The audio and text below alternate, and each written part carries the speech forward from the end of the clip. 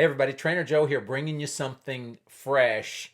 Now this is pretty big time today because I'm going to talk to you about the number one simple and guaranteed weight loss tip. It's my number one, and I think we can really bank on that. I think it's fair to say this would be my number one tip.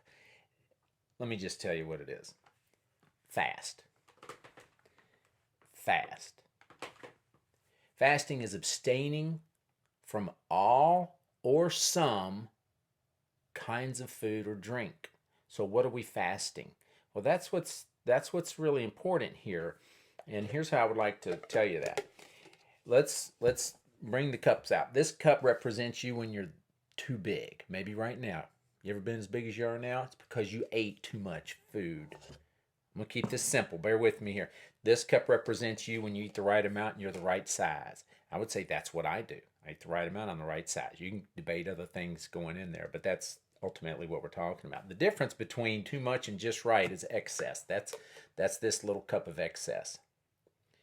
What are we talking about fasting? This. Fast the excess.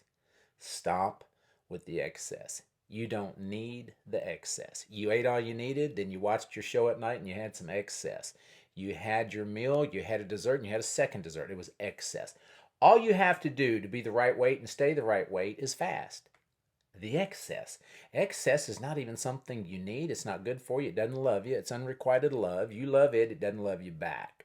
Will you be willing to fast the excess? Doesn't mean it's easy, because most people have been trained to love this, appreciate this, and count on this to get through the day. But it's excessive, which is why you look around and so many people are going around overweight and obese and wondering why. And it's not that complicated. I sent a text out to one of my groups and it said this: if you need to medicate with food to enjoy life to the fullest, then you're doing it wrong. One lady in the group didn't like that and she texted me back. She said, "I'm very disappointed by this text. Apparently, Trainer Joe, you do not understand addiction. Doing it wrong?" Shaking my head. That was her text back to me. And we're friends. I'm not trying to belittle her in any way, but I wanted, this helps with where we're going with this. She went on to say, "I do not feel that this comment takes into account the addiction that some people have with food. Most addictions you never have to return to." Examples might be cigarettes or alcohol, and I agree. You never have to return to that. Then she said, "Food, you do or you die."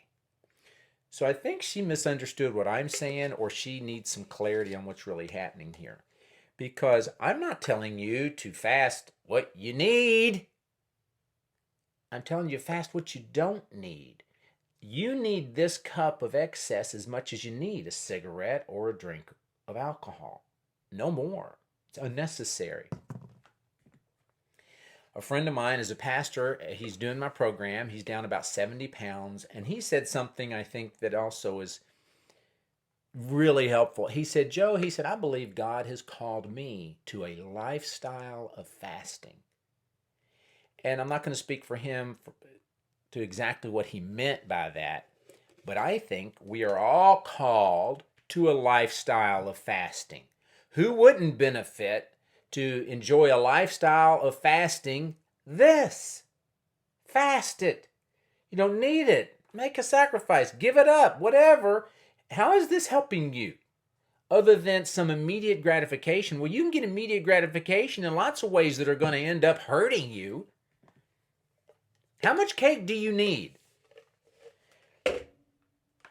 If this is cake, ice cream, treats, how much do you need? I was working with one lady. She was down about 60 pounds. She was out with her friends, and they said, "Cindy, are you going to have some cake with us? It's time for cake."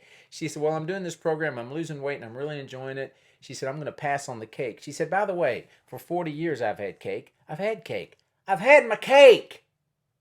Would it possibly make sense to say, "You know what? I've had my stuff. Hadn't gone well for me. Let's give it up"?